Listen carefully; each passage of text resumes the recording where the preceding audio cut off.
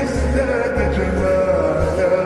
جوهرنا هنا في القلب تلالا، لا نرضي الناس بما لا نرضاه لنا حالا. ذاك جمالنا يسمو يتعالى